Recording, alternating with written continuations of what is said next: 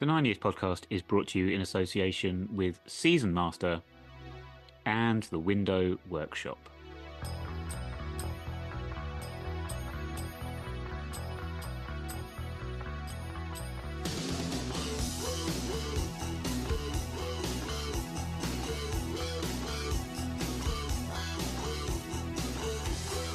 All right, everybody, and welcome to the, I don't know, it could be the final edition of the 90s podcast in the competitive football sense, but it could be the penultimate one before we hit Wembley. Who knows? We'll find out in just a few short hours' time. But thank you very much for downloading the show this week. I'm Nick Draper. I'm joined as always by the face of the BBC Sport website, Mr. Stuart Deacons.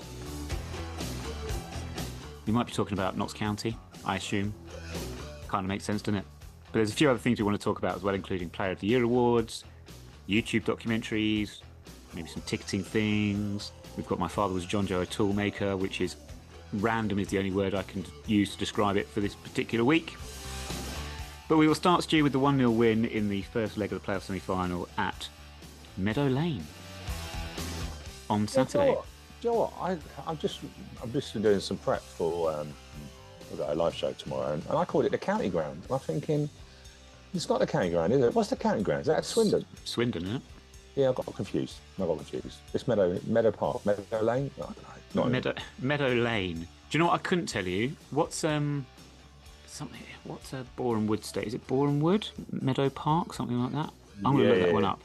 No, I think you're right. Okay. Oh well. Yeah, 1-0. Notts County. Bright Harbottle with a goal. Owen Goodman, man of the match. Going to talk about that one. I've just remembered I wanted to mention this one. But yeah, Stu, you were there. You travelled all the way up to... That's the way game of the season. Well, it's not a bad one to have chosen. Yeah. And what were your experiences of the evening? Which, by the way, just to reiterate, should never have been Saturday at 8 p.m. Nevertheless, what was your experience of the game? Yeah, Joe, I had a really good day actually. I was fortunate enough to go to Leighton Orient versus Stockport at 12:30 on a Saturday, so that actually worked out for me. I was going up with Aaron, so he was commentating for Radio 5. So me and Spike got some tickets, sat in the Orient end, and Joe, it was so great to see other fans dressed. It was like a warm up for us, really. Do you know what I mean? But the thing is, with playoffs, you get involved in it. You can't help it because playoffs are just so much fun. But yeah, we travelled up to Nottingham, got there about 10 to 8. We stopped for some food on the way there and stuff. But yeah, when we got there, you could just sense the atmosphere. Like, obviously, just under 1,700 fans. Such a noise. It felt weird though, also because everyone, like, you recognise certain faces, but everyone was just everywhere. If that makes sense, everywhere and everywhere, anywhere, everything, everywhere, all at once. Yeah, but for me, it's really good because I turned up and they come out. It's like they were waiting for me. So I didn't do any of the pre-match stuff, and yeah, but it was a really good evening. Really good evening. It was an atmosphere where there was tension, anxiety, excitement. I was saying to you before we started recording, I didn't feel like Notts County. I didn't feel like it was an electric atmosphere, which I've seen on some Notts County vlogs and stuff like that. It was a decent atmosphere. I didn't feel like at any point it intimidated us, like you would think, because it's a play. When they come back to we're going to discuss our home game tomorrow, but I feel Plough Lane would be intimidating because of everyone's on top of you, and didn't feel like that. But yeah, the game went a bit differently how I thought. I thought we had more possession than I thought we would have.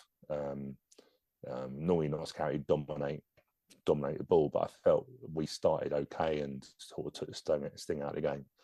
And it felt like the Grimsby second half performance went into the first half performance. Felt like we were a lot more confident. Had a few nerves early on, but I felt assured that we got past that little bit of a sticky patch when we were fighting over our own shadows for a little while. We looked like back to our not best, but we looked away from that form. It was, of course, 0-0 at half time for the 24th time this season. We did have, well, no, we shared some chances. Bass made a great save in the first half. Owen Goodman had to make an excellent save. Probably the best save he made actually came in the first half, but it was very tight and Yeah. tense and nervous. Second half, I think it was kind of similar to Grimsby in some respects because I felt like we scored the goal and then it wasn't game over, but I felt like at that point we'd done our job, as it were, and we held on with a little bit of good fortune, Yeah. a little bit under a bit more pressure than Grimsby gave us. But we looked very much similar to Grimsby. We were quite happy at that point just to sort of sit back and maybe try and catch on the counter. But I don't think we had any chances really after the goal at all. Do you think we got that right? We've had some queries about towards the end playing the ball into the corner and just seeing the game out. Was that the right approach, given that we still got 90 minutes at least to go? Yeah, you don't give them any encouragement. We don't need to. I thought the second half, yeah, I thought it changed. Obviously, I thought we made substitutions at really good times. I think full credit to John Jackson on that. I thought the subs were excellent. Omar coming on, Omar looked rattled as if he had something to prove, which isn't the worst thing in the world. You know, he's not started for a few games. Obviously, Grimsby didn't start at Nottingham. He come on, looked like he had the right thump, and I love that because he caused some problems. He caused them a different problem. He started roughing them up, which is what we did really well when we beat them 2-0 down at our place. Save-wise, yeah, Owen Goodman was excellent. You know, County are an interesting side. You sort of, with County, you sort of give up possession. You know, you don't do a high block. You sort of sit back, but they're gonna. You don't do a what? You don't do a high block, the high, mid, low block. You know the footballing terms now, don't you? Like council estates and power blocks. Well, you sort of in a way you know where the ball's going to go with Notts County. They're going to play across their centre halves, and at some point it's going to get into McGoldrick, or going to go to the far side on Jody Jones. And obviously we played Josh Nerville and Tilly on opposite sides as we did Grimsby, which is interesting. But it also meant that Josh Nerville was up against Jody Jones. I thought Josh did really well because I think he's a very good player. Let's be fair, Joe Jones is a good player. Showed him a line a lot of times, gambled on his pace. You know, I think Josh has got better defensively as the season's gone on. Outstanding defending at the moment. And I feel like sometimes you're going to have to ride your luck because Notts County, by all accounts from Notts County vlogs and that I've listened to and stuff, had their best game probably of the season. So fair play, you know, fair play. But you're not going to win. You're not going to in a playoff. You're not going to dominate a game. But I felt we minimised their threats, and then when obviously we needed to, Owen Goodman come out, and it wasn't just Owen Goodman. Let's be fair. You know, Owen Goodman 2 saves down to his side. You then got Riley Harbottle, an amazing recovery, and he got Josh Nerville just fine at the end. And I think for me, look, some people might say we got some lucky with the defending and stuff, and you know the ball come to us. But I think it showed how hard we were to beat at the beginning of the season. You know, everybody putting a shift in and working hard. And I would say that wasn't the case probably from Barrow onwards. But it feels that we got back to that, and it's very encouraging. Lots of things to touch on there. First one, you mentioned Tilly and Noafil wingback swapping sides. And I've seen this phrase mentioned, similar to a high block, inverted wingbacks. Yeah. What on earth is an inverted wingback? Well, it's basically playing. It's basically when you're going to come inside. As a winger, you're not your natural foot. So, for say Tilly, if he's playing on the right side, is going to come in and play on his left foot. I think what it probably does is you find some wingers now that don't really want to go down the line. They want to come back inside. So I think that's my feeling on why we did that, because actually McGoldrick wants to come back in, doesn't really want to go on the outsides of you. So I suppose your stronger foot is one that's coming in, then it makes it a bit easier. It's interesting that we've done it for 2 consecutive games and we've never done it in the 45 before that. But I've said before, Johnny sometimes just falls into a pattern of sometimes he does something and it works and he likes it and he keeps it. A very simple situation like that. So yeah, I think I'd be interested what we do at home. So I think at home, the wingers on the Josh Nerville down the right hand side is very good attacking. I think it might be more of a defensive tactic away from home, and I probably wouldn't be surprised for us to go back to normal for Saturday. key thing about Josh Nerfel and his attacking play, and we'll come on to Notts County and the chances and whatever in a minute. The goal comes really from Josh Nerfel because it's down the left hand side. Ali Smith plays him in. Looks like he actually overhit it. Josh manages to keep it in just to get a ball in the box. We win the corner, and from there, play develops and we score. Without that, the goal doesn't happen. It was perhaps the only occasion on Saturday where we actually got someone in that sort of position, kind of in behind in a wide area to be able to deliver across into the box. I cannot believe that we're going to stop Notts County scoring on Saturday, to be honest with you, given the situation. I think we will need to score. Do we not need to show a little bit more of that attacking intent when we're at home? Yeah, yeah, but I think the two games are totally different. Notts County, you don't want to go Notts County and play an expansive game because you don't really give them the opportunity to score goals because they will. Looking at their scoring, I think 68 goals this season. And McGoldrick scoring, top 2 goal scorers for them. I don't think you want to give them any encouragement. You want to take the sting out of the game. You want to take the crowd out of it. And if you look at playoff games, we probably did everything. If we come away, before that game, we said, what do you really want? We want a clean sheet. Might want to take a lead. And maybe we wouldn't have said injure one of their forwards and then get the other one sent off. But, that would have been nice. But I just don't think you need to. I think the home game's totally different. It's interesting. In 3 games, County have only scored 1 goal against us, and that's the 1-0 win early in the season. So in terms of their goal scoring threat, their away form's good. That we haven't conceded much against them. So I think when you look at it, what we're saying, Port Vale was the heaviest defeat we had at home, a 2-0 defeat. So we don't concede loads of goals at home. And I think we score. Hopefully we score early, and that really, Yes.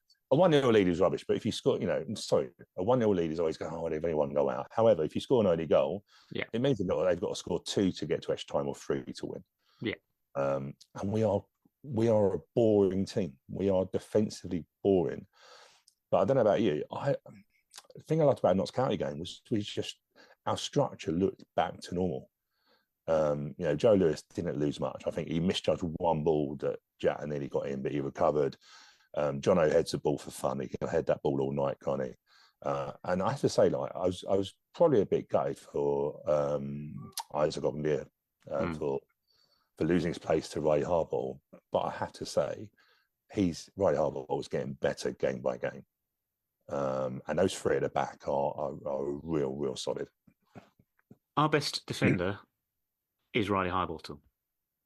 Yeah, interesting. Yeah. Yeah, no, in my mind, there's not even a doubt about that one. He is. And I think that was proven again on Saturday. We talked about Goodman, we talked about Harbottle, their poor performances, Nerfil.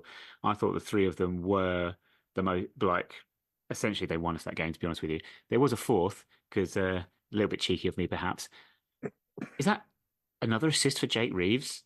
The man that is ruining our season in the centre of midfield. Another one. And since he's come back, is it 2 wins out of 2? Could you believe it? Did we not even score a goal? We didn't even score a goal without him when he was suspended. So I'm just saying, hey, what can I say? It's funny because I've listened to a few. It's funny actually. Saying One Balls, I was listening to them, and they sort of said it was good that Jake got a rest. He needed it.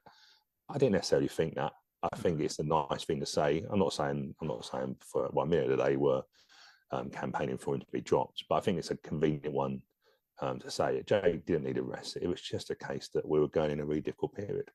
But he's second on assists. It's another assist from a really good ball, and he slowed the game down.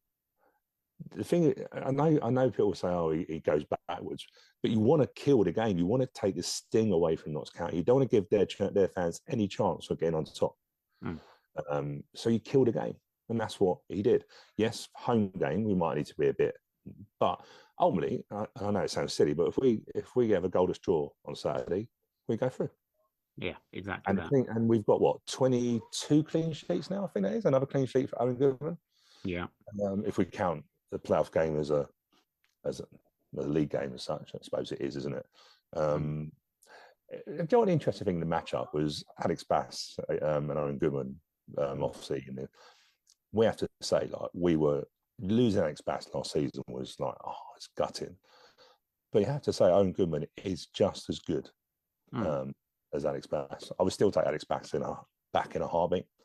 But you have to say we've been very fortunate with the outstanding goalkeepers we've had in the last few seasons. My other controversial take today, well, actually, there's loads to come, but for now, is Owen Goodman's best save was a save he didn't make on Saturday. Owen Goodman's best save was the one where Grant went through and he tried to chip it over him, and Josh was recovering to clear it. But it was Goodman's best one because he forces Grant into trying a finish, which is he couldn't. I think if he wanted to, in a position, if Goodman wasn't out as quickly as he was, I think he just smashes that into the roof of the net or whatever. But I think because Goodman makes it so difficult for him, Yeah, he tries his best to just get the ball past him. And in doing so, I mean, the ball never had enough pace on it really anyway to get in. I think Josh is actually, I think he's more advanced to the 6 yard line before he actually clears it, as opposed to being off the line, as it were. I think the ball was quite a long way from the goal at that point. But I think that got lost in the shuffle with all his saves. And a lot of saves, he had to react quickly and get down really quickly to them. They're quite close to him, but he had to have the reflexes to get down to them quickly. But I thought actually that one was just as important because I think if he doesn't get out as quick, I think he scores that chance.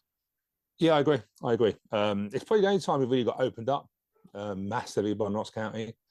We Well, didn't. we got. I think in fairness, I think there was a few occasions where Well, you can say the ones when they've cut it back and stuff like that. But I think it's yeah. the first time we let a midfielder travel from left to right, and you could be picking and say Josh needs to cover around. I felt Josh was out of position. He needs to be covered around a bit better than that because the ball shifted and then he's come in. But recovery wise, Josh just got pace to burn, isn't he? So Yeah. I agree. I agree with you. If Owen Goodman stays on his line or doesn't come out as quick, then he gets in a couple more touches. But I think defensively, everything was good on that. Reaction wise, Riley Harbottle for when he cleared the ball from Yatta. That's just not. It's one of those things. It's just not sitting there and admiring it and going, "Well, he's going to save it." It's actually, helping your goalkeeper. And it's interesting because obviously when he received his award for Golden Glove, he actually did say it's a team effort, and then they went out and demonstrated that straight away.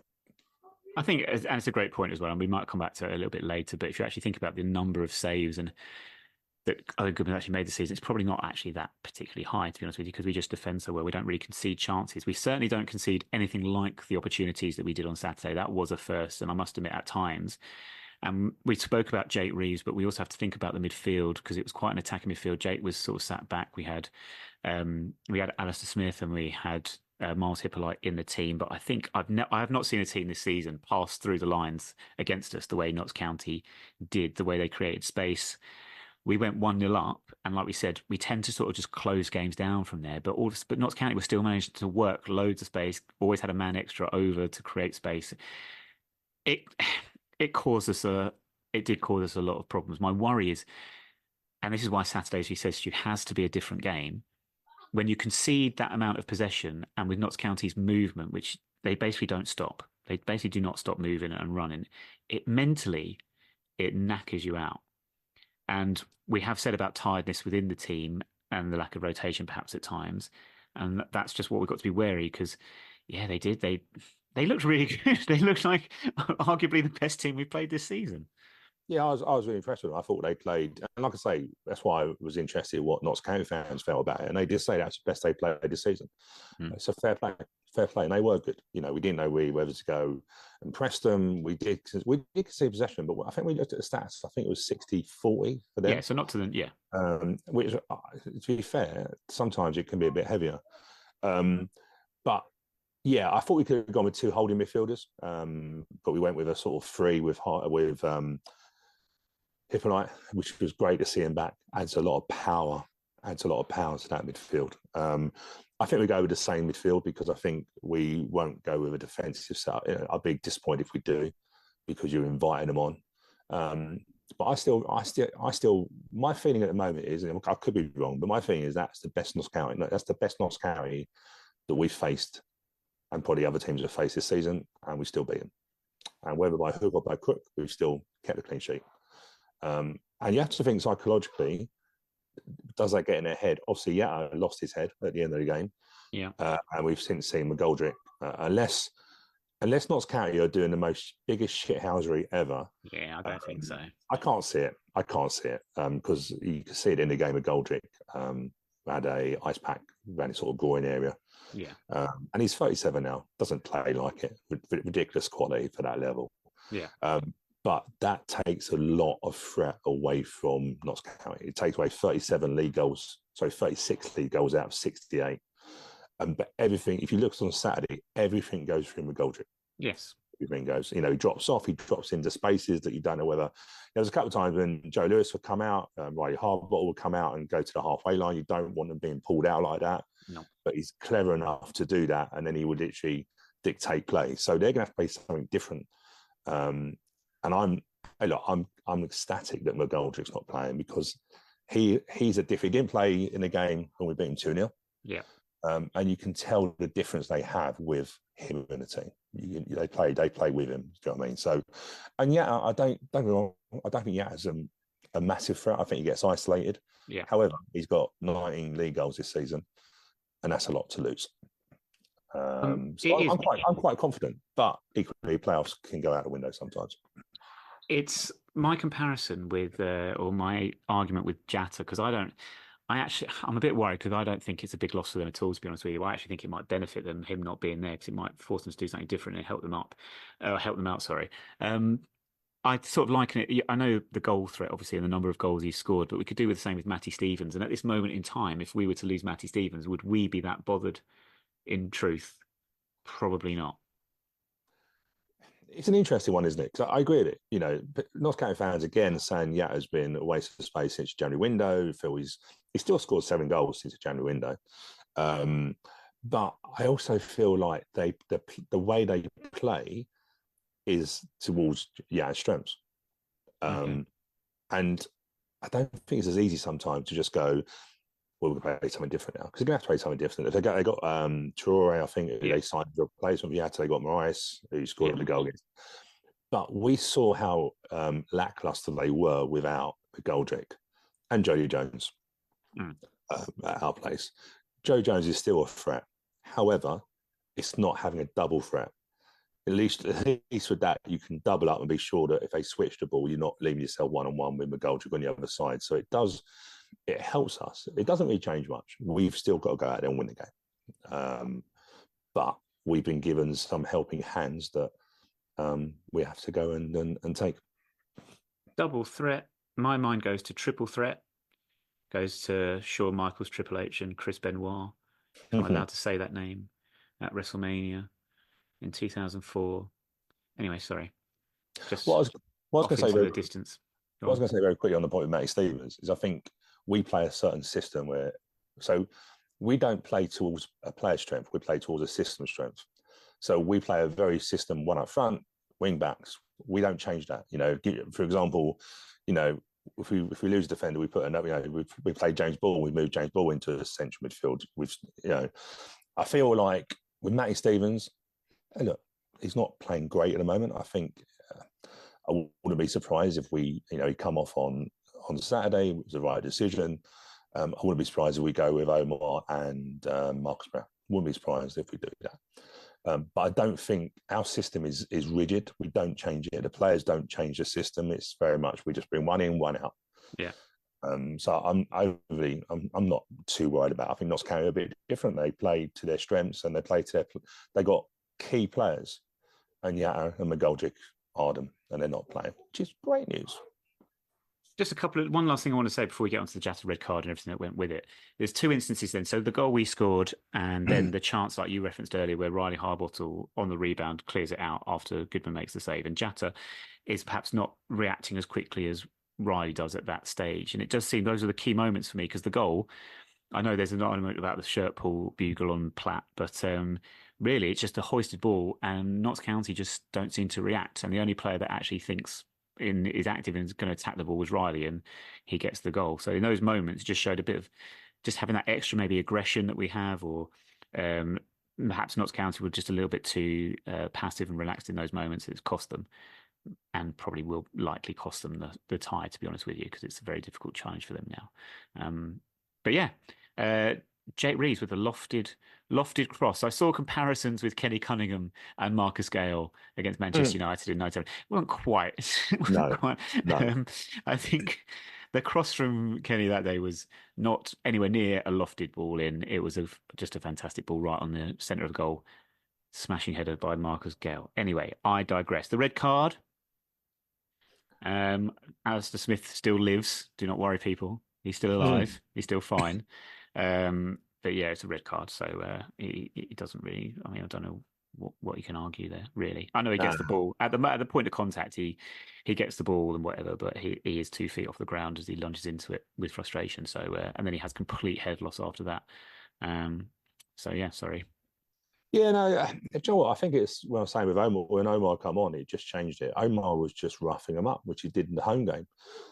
But he wasn't going around like, it wasn't the days of Fash, when Fash was literally like, you wouldn't go anywhere near him for fear of being, sparked out or something. Omar just used his strength. Ball held. None of their players moan. None of their players moan about being held. And hey, look, let's be fair, Notts County fans have moaned about everything. I think anything they just moan about referee, they moan about us being physical, they moan about a red card, they moan about hardball holding, if you didn't do that. There's so many ifs and buts in football. If we didn't turn up, they wouldn't have a game. So it's just, I just find it, but it's in a way, it's nice in a way because it's rattled them. It's rattled them, they don't like it, they think we're cheating, which we're not. Let's be fair.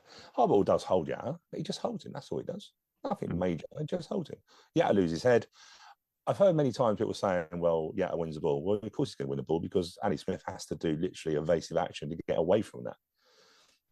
When someone's lunging and he lunges so long, it's like a kung fu thing. Yeah, I mean he's got long legs as well, which sort of adds to the yeah. So, Notts County fans saying that he won the ball. Of course he won the ball because A. Smith had to do and get away from the ball. Otherwise, And his foot, he doesn't go 2-footed in the end, I think a foot. But the fact is, he's out of control. And that's the issue. So it's a red card all day long. I don't care what Notts County fans say. You can't say, well, if he did this, he did that, and we were rattled. Yeah, it was rattled, probably because Joe Lewis and Harbottle and gave him nothing, really. He was totally ineffectual in the game. Let's be honest. Yeah. So he was rattled by that, and that's that. But yeah, it's a red card. Obviously, any what's the word? Any argument is always better when Josh Nerville's involved, because Josh is brilliant. Like Josh just wants to get the last word in every time. Do you know what? I just love it. I love he's just got an attitude. He's got an attitude that is probably more for an older person, but he just rattles people. He's got to get a last word in. Yatta loses it, tries to rake his eyes out. Omar shifts him off. I think Omar's just like, get off before you make it even worse. But he still goes back, and I don't know what he tries to do to Ali Smith, to be honest with you. I think he's just having a little word because I think the feeling was that he'd won the ball, and Ali, as I say, Ali Smith wasn't dead. And I think he was just sort of maybe making that point. I think we were quite, hey, look, we said for years, like, this is football. I don't really like it about football these days. I'm going to reference the 1988 Cup final because this popped up on Twitter, Nazi Twitter in the week when Vinnie Jones takes out Stephen Mann. And no one reacts really. And it's a far worse foul than anything you'll see these days. But no one reacts. Whereas this happens on Saturday. And despite we've been told about referees only speaking to captains, all this bit, everyone's running in, everyone's making the referee aware that it's a 2-foot challenge, you should be sent off. Josh is getting in just to white. Do you know what I mean? All that sort of thing. Every single team does it. Every single team does it. But you know what? It wasn't as bad. When I look at it, I've seen it worse. Doncaster when Jake Reeves got sent off. Yes. There was about 4 or 5 players come steaming straight in. Yeah, exactly. Yeah. If you look at ours, Jake Reeves is right actually on there, and you can see from the TV coverage, he goes, that's 2-footed. He just says that's 2-footed. Doesn't go in the referee's face. Jake's very calm. The referee then goes around the outside to give himself a bit of time, then shows a red card. And I don't feel we've actually intimidated the referee to make that decision. The referee made it quite quickly. Yes, Ali Smith rolls around, but again, I think he rolls around because he tries to make sure that, well, Yatta's given him an opportunity by diving in 2-footed, and Smith's going to make sure the opportunity's taken and the referee does the right thing. What I would say is, we've said this before, what annoys me is that players have to overemphasize contact. Yeah, You know, exaggerates a little bit. Yeah. there's always a day of like, well, why do players dive in the area to get penalties? Because if they stand on their feet, referee just plays on. Yeah. So I'm not saying referee wouldn't have sent off if Ali Smith had just rolled around a little bit, or even just sidestepped it and played on. But that's a big moment. You've got a player that's lost his head. He's their top goal scorer, and he's given you an opportunity to get him sent off. Mm. You've got to take it. When Jake Reeves got sent off at Doncaster, I said straight away, it's a red card. It's a red card. You can't, it's not the worst tackle in the world. Yeah. But by the way, you can't touch anybody now without an alarm going off. You can't have your stud showing, no matter what you do. See, the Doncaster red card for Jake Reeves is a far more egregious example of all the things I was just talking about. Because for me, I know what you're saying, and the stud showed. For me, it's never a red card. Like, there's nothing. For me, that was just nothing. But then, as I say, like, as you say, Stu, like, you can't go within, like, it feels like you can't really touch an opposition player unless you are waiting for a set piece to be thrown in the box. And then you can pull shirts and wrestle and do whatever you want all day long. But when the ball's in open play, you can't seem to do anything anymore. The Reeves one, I thought, and the Doncaster player's reaction, yeah, that was, I hated that. And it's interesting. I chatted to Jake after actually, and he said what he normally does is he goes and studs the ball. He basically puts a stud on the ball to kill it. He's done that many times. That's what he was doing. Yeah. And the players come across him. He didn't realise that he's touched him. Exactly. So it's no deliberate. Yeah. And we go, because we know Jake Reeves' character, we go, he doesn't mean that. But that's because we're biased in that way of it. But my thing was, Jake unfortunately gave the opportunity by the way he went and got the ball. It wasn't dangerous. It wasn't cynical. Yeah, as he's more out of control. Yeah. Oh, yeah. Yeah. More hard. Yeah. I wouldn't want to try and compare the two sort of in terms of in that regard. And like, I think Jatta's a clear red card. I just didn't think Jake's was. Yeah, don't get me wrong. 10 years ago, I'd laughed at that, but it's just like we've said, and the way the game's changed now, isn't it? Yeah. And as for corners, I watched Charlton versus Wycombe game last night. It was just hilarious. Literally, you had a group of 4 Wycombe players, 4 Charlton players at a corner, so an attacking Charlton corner, and you literally had one of the Charlton players. They were all bunched together, and the idea was the one at the back was like playing sneakaboo, like I'm gonna try and get around the back of you without you seeing me, and it was just hilarious. The referee kept on going, stop it. They were all holding each other, and then the corner's gone, and it's a free kick, always to the defensive team. But it's just going like, my attitude is, right, I know we've gone off topic here, but if a defender is blocking off a player and he isn't even facing where the corner's coming from, that's a foul. Yeah.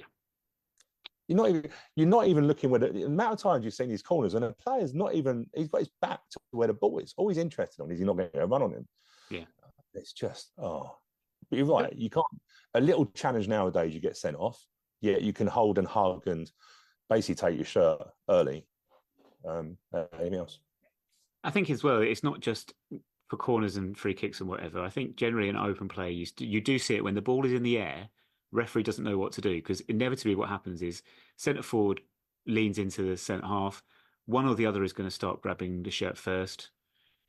Automatically, everyone who if you're the one attacking, you automatically think, oh, defender's got his arm around him, ripping his shirt off, when probably in the first instance the centre forward has reached to feel where the centre half is and is held on. How you unpick all of this, I have no idea. You should be able to touch it. You should be able to. I don't believe you should be able to not touch a player, but if you've got your hands out to a shirt, yeah, or if you've got your arms, the common one now is putting both arms around them. Yeah. Not completely grabbing them, but that means they can't really get away from you. I think if you're doing that at the start of it, you just give a penalty. Because it's just, it's comical. It's comical. But the thing is, set plays are so important and could well be, we didn't score from a set play on Saturday, but it was a cross. We don't score enough goals from crosses. We don't score enough headers from crosses. Yeah. So, hey, look, it's going to be a key decision on Saturday. I think we've got a Premier League referee as well, from my understanding. Yes. Not a full-time one, but one that's been promoted. He must be a championship referee that's been promoted to a few Premier League rounds.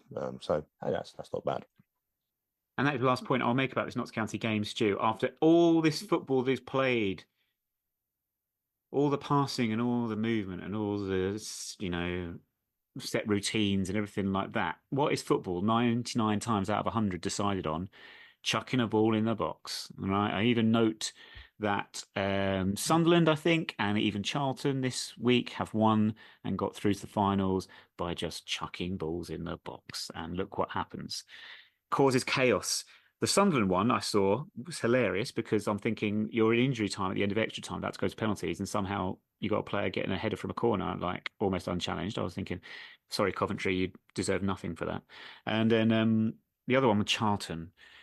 God love Charlton. I think everyone's sort of used to really like Charlton as a second club almost. A lot of fans and everything like that. I'm not quite sure that is the case at the moment. But those celebrations after they beat Wickham, oh, give me, honestly, seriously, I've never seen something over the top. It's not like they've got to Wembley for the first time in their lives or the first time in 50 years or anything like that. They were only there about 5 years ago. Like they've been there before. And then they messed it up and they got relegated. So I was watching those celebrations thinking this feels like a team and a club that is way over celebrating and it's likely going to pinch them in the arse come Wembley. Yeah, John, I didn't see. So I didn't see celebrations. I wanted to watch. I wanted to watch Rochdale Southend. That was Right. 3-3 going into extra time, and Southend come back. So I quickly turned it over, and then typically I'll turn over Charlton score. So I was like, well, actually, John, that's game over now. If you look at Charlton's home record, ridiculous home record. I think they've only dropped. They've not lost at home in like the last 14, 15 games. It's ridiculous home record. Mm-hmm. And Wickham didn't much. So I didn't see the celebrations. I heard about, obviously, chatting with mates and that. I hadn't seen the Nathan Jones praise the Lord. Yeah. That's just... Hey, look, do you know what? Managers are under pressure. He's lost jobs for not doing much wrong, Southampton and stuff like that. But it just felt, why are you praying on the touchline? It just felt a little bit OTT and probably reflected the Charlton celebration. So I didn't see him running on the pitch. But yeah, they've got a tough game against Leyton Orient, by the way. Leyton Orient, I've seen them. I saw them firsthand last Saturday. They Stockport, very good side. Stockport, very physical side. I think the Stockport one encouraged me a lot more in our situation because Stockport dominate the possession and Orient accept not having the ball. Yeah. And they won the game, and I thought they deserved it in the end. So it does show you you don't need to have total possession. You hear this term at the moment that if you find managers that want to keep the ball all the time, they keep saying that we must have control of the game. They feel like if they have the ball, they have control. Yeah. Which I sort of understand that. However, if you don't put the ball in the box enough times, like we just said, then you don't really get much. And obviously with Leyton Orient, if you're 5 yards offside, like they were for the first goal, it's just, do you know what? I was at the other end and I called offside. I said, a spike, that's offside. He went, where's not giving it? I went, that's offside. I was miles away. Yeah. I could see it. I'm blind half the time. I could only think with that one, the linesman didn't notice the second touch, and he was going from the first touch in, he was onside, and then there was a second flick on, which I can only assume didn't, and that's why he missed it. So hey, yeah, but do you know what? Oh well, that's a good game. Two London clubs, another London club. Typically, if we are lucky enough to get into League One next year, that's one of the local derbies that's gone. Yeah, true. Yeah, but hey, look, if we get a League One position, I don't think we care who we play. No, I agree wholeheartedly with that one. Just on the Nathan Jones one, very, very quickly, just because obviously I know Nathan Jones quite a bit from days at Luton. He is a character that everything is very close under the surface with him. Right? He is so it wasn't anything out of character for him. It wasn't like an Alan Pardew Palace scoring at cup finals stupid dance thing, which wound me up so much because I knew it's a brilliant moment though. Let's be fair. Just like it's just so embarrassing. It's like your dad dancing at a party, and it's like, no, sit down next to me, or not, Alan. With all due respect, go sit somewhere else. Right. So where do we want to go from there? Player of the Year awards. Josh, Yeah. Go on. I was going to make a smart comment, but I'm thinking, no, I'm not going to do that. It's not a time to be negative. Oh no, always a chance to be negative, Stu. If a tree falls in the woods, does it make a sound? I think that's what we can say about Player of the Year awards. That was an apt metaphor. What an absolute cock up on every single level. Okay, and I'm not holding back on this one. It's a complete mess that they have made of those this season. What has happened is, for whatever reason, the awards after the Port Vale game were cancelled, and then suddenly realised, oh, if we actually lose to Grimsby, there's a chance we might not be in the playoffs, and then we won't have any more games. So they've gone, how are we going to get around this one if we do lose to Grimsby? Tell you what, we'll do the presentations at the training ground, so then they're done and we can film it and show the fans that way. Because had things gone differently at Grimsby, we might well have had the season over, and then there'd have been absolutely no opportunity to do it. So I think that was a panic moment to do it that way. They should have just done it on the pitch before Port Vale. No idea why they were cancelled. Thought it was an insane decision. And then we've ended up now with quite a patronising statement on the website about these things, which is just nonsense. I'm sorry, I'm calling this out as bullshit, right? Because this says the club was keen to mark outstanding performances from the season whilst also minimising disruption to the training schedule during a critical period for the squad. So a short presentation was helped. No. Don't give me any of this nonsense. Just be honest and admit you cocked up, all right? Okay, you say we should have done it against Port Vale. We didn't. It caused us a problem. So this was our sort of only way we thought we could get away with it. And then it says, we recognise that many supporters would have wanted to celebrate the players' efforts during a public awards ceremony, as in previous years. While it didn't happen this season, we'll review it for next year. No, you won't review it for next year. You'll just fucking do it next year in front of fans. Can you please, honestly, Stu, I'm so wound up by this because I feel like I'm being treated like an idiot, right? And I am ranting now because this all ties in as well. You know this documentary on YouTube, right? Yeah. Yes. So they want this to be picked up by Netflix or something like this. The problem is, football documentaries of this sort have been done to death now. All right. You have to think of a way to make these things unique. And we think our unique thing is, oh, we're fan owned. Well, in terms of documentary, that doesn't really stretch very far. It doesn't make your documentary unique, the fact the club. There's nothing new there, really. You can do a documentary. You can go to a Don's Trust meeting on a Monday night where there's 12 people there and people are on camera saying, yeah, this is the dull side of it. It's like great entertainment, lads. But then you're saying that the specific thing that is great about us is being a fans club. And then you do nonsense like this where you thank the fans for voting, taking part in the process, like corporate speak nonsense. And then you can't even let the fans partake in actually being there to actually witness it and enjoy it in whatever way. Rant over. We're going up. We're going to go into League One, but that really pisses me off. Like, please don't treat me like an idiot. That's all I'm saying. Yeah. Hey, look, I was annoyed when it was announced before the Port Vale game. I was annoyed because it just didn't feel.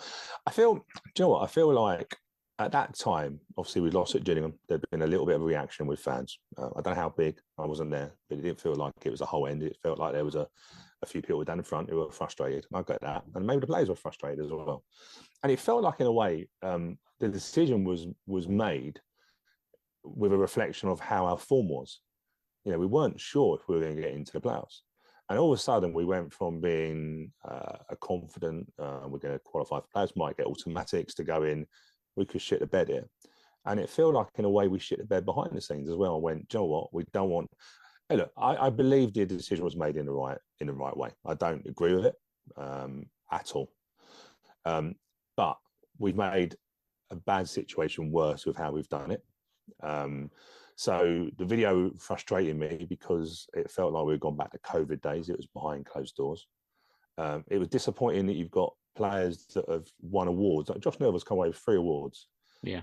And he's got his peers celebrating with him, but I'm sure he want the fans to, hey, look, just give him a round of applause. He deserved it this year. And I just felt disappointing that we released that after the Notts County game, when it was like everything was positive, and then we just dropped that, and it was like, yeah, I don't know anyone that's gone, I enjoyed that. No. It's not don't get me wrong, it's not the presentation of it, it's not the video, it's not anything. It's just the fact that we've given the awards at a training ground. It's the first year we've ever done it, and as people have said, when we got relegated, and I'm sure there was worse words used against players during that season, not just at one game. We didn't do it. It just, and the statement is just, it's frustrating. It's frustrating. Like, we're going to review it next year. I said to you off camera, I'll put a resolution in the Don's Trust board to make sure we do it. And that shouldn't have to happen. No, it's crazy. But it's not even, it's not even for the fans, it's the players. As fans, we've voted for our winners and we've seen it on a video when we've had I just don't know why. Could we not have scrapped? The video was recorded, probably edited. Could we not have just said, hey, look, do you know what? We don't need that. All right, Josh Nerville needs to act surprised on Saturday when he wins all the awards again. But I don't believe, I seriously believe coming out and getting a trophy before the game on Saturday and getting a round of applause from the team, that doesn't do anything negative to them. That can only be positive. Yeah. But it just feels disappointing. And that's where I am. I'm just disappointed. I'm really disappointed with the whole cancellation, video, and the press. Yeah, you're right. We've just been mugged off. We're a fan-owned club. And I don't get me wrong, I've got no interest of remaining a fan-owned club. I'm very honest with that. But if that's our model, then we've gone against as I've said, the club do some great stuff. We have a players' lounge that was in the 89 lounge. We don't have players going into a separate room. We mix with players. We have an autograph zone. We do everything great with fan engagement, and then we just shit the bed at the end of the season. It goes against everything that we do really, really well. As for the fan-owned thing, I agree. The opportunity was to do it 10 years ago, 15 years ago. John Green's heavily involved. I get that. He's probably he's the sell of it. Some people have gone, well, why is John Green in the change room doing a speech? I get that. But John Green is a pull. I believe it's his company of doing the stuff and that side of it. From my point of view, I'm actually really enjoying seeing some stuff behind the scenes. Yeah, but that's from a personal point of view. Yeah, but you and I will find it interesting because it's our club. Agree, and not everyone else will. Exactly, yeah, because it's been done to death. Yeah, so from my point of view, I'm really enjoying the series. Does it get the attraction of a Netflix or whatever? If it does, great. It gives us some money. If it doesn't, we know the reason why. But ultimately, it's nice to see. I'm fortunate enough to see some things behind the scenes. I've never seen a changing room or anything like that. That was really, really good. But you're right. It comes to us as an audience. We're the fans. We will go and watch it anyway. It doesn't. And you know what? Another horrible thing about it is if we win promotion to Wembley, that doesn't. Football fans want to see distress. They want to see things falling apart. They want to see things falling apart in the last minute. So actually, a fairy tale ending of us getting promoted to League One doesn't really sell it. Do you know what I mean? It's like you watch it for like the Sunderland. The Sunderland getting relegated. Great. If they stayed up, that's a bit boring. Yeah, it's true. You want to see the dejection, don't you? Do you know what I mean? We're all football fans like that. We love seeing other people's pain. Yeah, what is it? Schadenfreude, perhaps, if that's the right word. Who knows? It's a big word. Yeah, I've just got past stage of being. I'm disappointed. That's where I am at the moment. I've been annoyed. I'm disappointed, and I'm really hoping we've understood what not to do next season. I just think ever since we've formed AFC Wimbledon, we've always got this a little bit wrong, if I'm being honest with you. My abiding memory of Player of the Season awards, because, when I was a kid, last home game of the season, they just announced them just before kickoff. They'd have them come out, get the trophy, applaud the fans, done. Yep. And that was fine. And that's all it really needed, to be honest with you. And then AFC Wimbledon came along, and then we thought, we'll do them post-match, and we'll make an event of it. Then you lose 3-0 at home to Morecambe in your last home game of the season, and there's 50 people staying behind to applaud the players because they finished like 20th in the division and no one really cares. So just do it when the stadium is full, in front of the biggest live audience that you can get to present it, which is going to be just before kickoff of a game. And then for those people that want, the extra, the post-match, the evening show, whatever it is, then you can put that on for them. It's not for me personally, but it's fine for other people. Last year, I remember we did it. Again, I didn't really, I saw it. It felt a bit weird to me. It felt self-congratulatory a little bit. We hadn't actually achieved anything. I think it just needs to be Player of the year in front of the fans. You've had a great season. I don't think we need any sort of big showbiz thing about it. But hey, if it works for other people, great. I'm older and I'm miserable now. But Yeah, I think we have to be sensible that money. We need to organise things that make us money. So, the player of the match award after games, I think, is a great thing. man of the match. Yeah, the man who I speak to on tours now, when I say to them, we have a players' lounge that doesn't go to his own lounge, and they're like, "Wow, that's really good." Which is why I'm saying it's really disappointing when we've just gone against everything that we do. I'm surprised. I'm surprised we don't do the end of season meals. Do you remember we used to do them? I remember going to one. I went to one at Cafe Royal. Yes, I remember. It was like proper like tucks and stuff, and it was a great evening. That's going back, crikey, to Terry Brown. Yeah, 15 years or so. Yeah. So I'm surprised we haven't done anything like that. I just think there's opportunities to make money, and also at the same time recognising fans. And look, do you know what? I'm hoping in a way that everything goes well on Saturday, and we have a sort of like a celebration, like an ad hoc celebration. It's a 12:30 kickoff, so it means that we'll be in there. Hopefully, if we get through by 3-4 o'clock, and we can celebrate that way. But it shouldn't be. It's just a case that we've got relegated and done that. Yeah, it's when you just look back and go, we didn't do that and we got relegated, and there was a lot of anger around at the time. You just want to, the players won. Last year Jack Curry won awards, and we gave him a round of applause. We knew he was probably leaving in the summer. Josh Neville's won 3 awards and he's taken them home, but basically he's had a crap from his players and his peers. Great. But he hasn't got the recognition from the fans. So maybe what we do, we create an award on, I don't know, we've got loads of balloons apparently on Saturday. If anyone's good at making things up with balloons and can make a little fake trophy, we can present that to him on the pitch. Not, obviously we can't get on the pitch, but we just throw it to him. I can nail an Alexa Bliss pop vinyl figure to a 2x4, and you can have that as a trophy for the Alexa Bliss Real Supporters Player of the Season or Player of the Year, whichever you prefer. I can't even actually recall what he won. That's the disappointing thing about it, because I was really frustrated with the video that I actually lost concentration. I was just literally looking, going... That's a polite way of saying the will to live. I couldn't tell you what he won, because I'm just disappointed that we presented it in that way, in just such a low... We've just finished 5th in the league. That's our best League 2 finish since we reformed. Yeah. Last time we finished 7th. It's our best finish. And it feels like we've done it as a Sunday League team. And for whatever reason it is, it's just... I watched it and I was just so disappointed. And my main thing was I really felt for Josh Neville, because he was... I can imagine at Meadow Lane, another award for Josh Neville coming out, but he didn't get that opportunity, and it's sad. Let's just get into My Father Was John Joe, a Toolmaker. Lighten the mood again. Straight into it this week, Stu, because we are running late. But it's sounding great. Wipe your feet for East End sibling royalty is my cryptic clue this week. Wipe your feet for East End sibling royalty.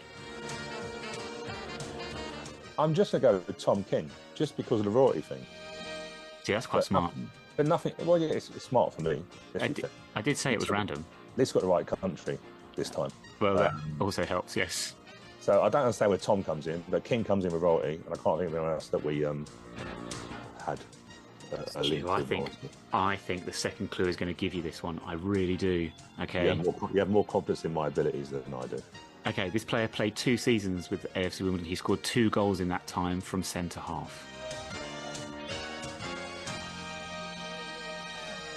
I feel like you're so close.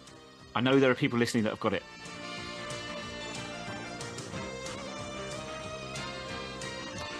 We've had loads of centre halves. Like, this is the problem. It's easy in the Wimbledon days. I'm going with Jamie Stewart, just because there's no relevance to King. There's no relevance to anything. Well, I don't think he scored many. Stuart Kings, There you go. So it was a nutter.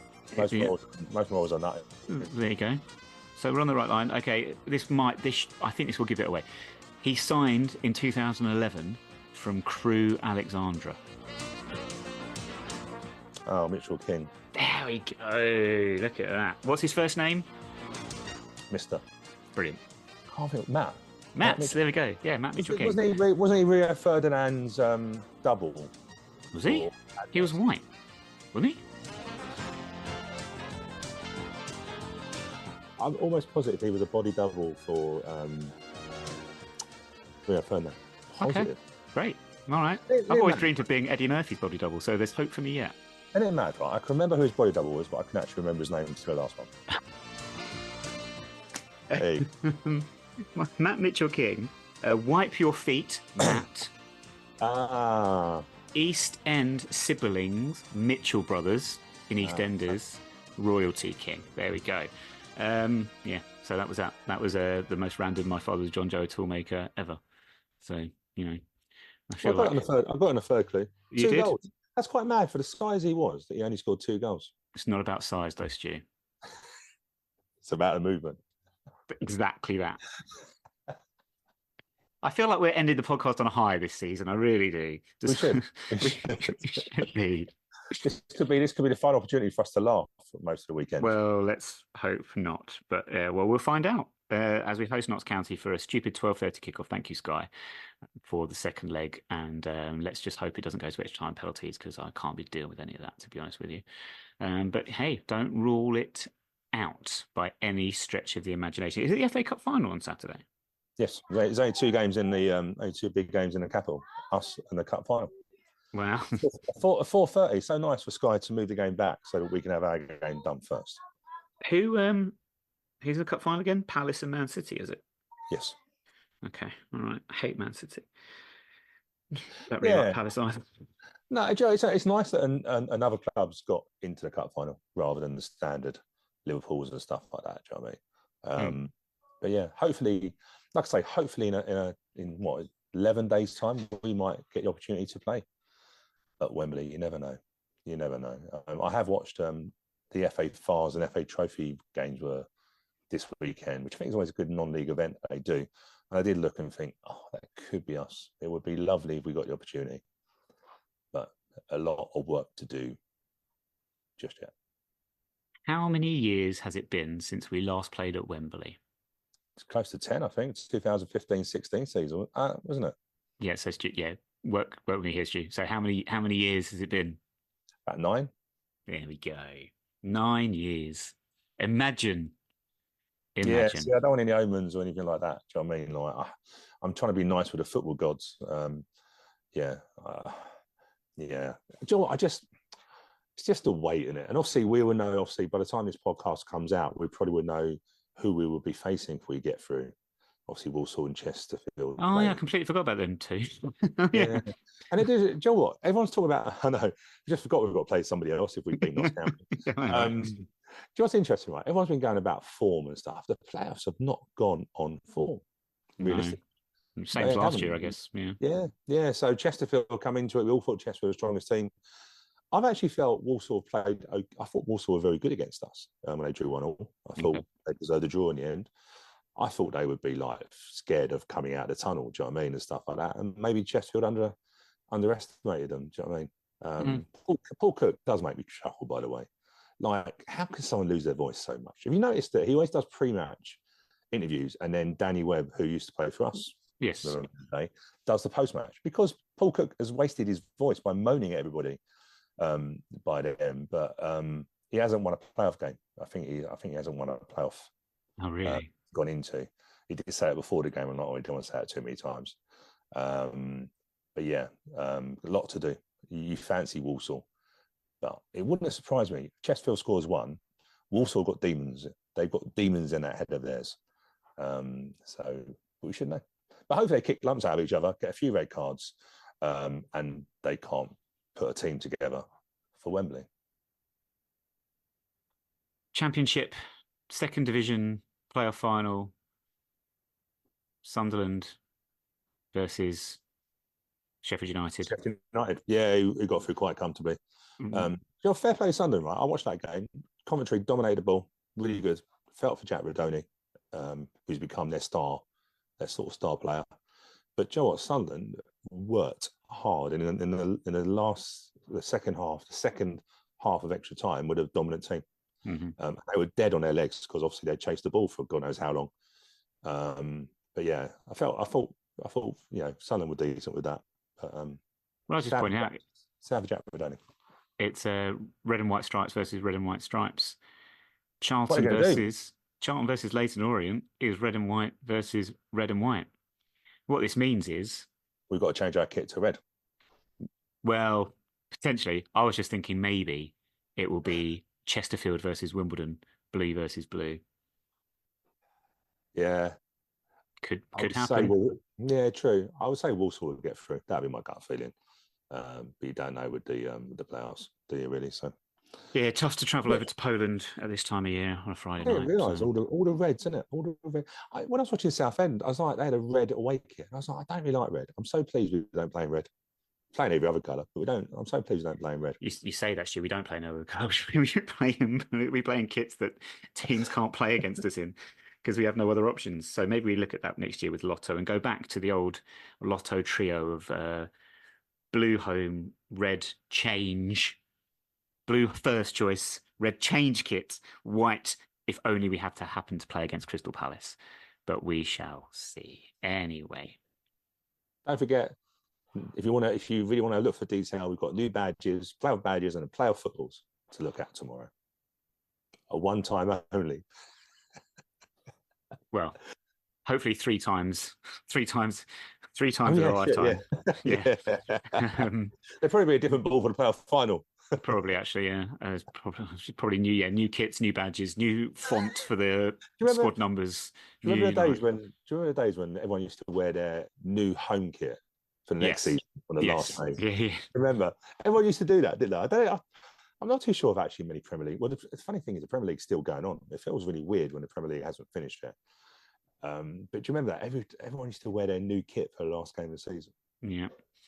I remember John Hartson scoring an equaliser against Aston Villa wearing the following season's kit. Good shout.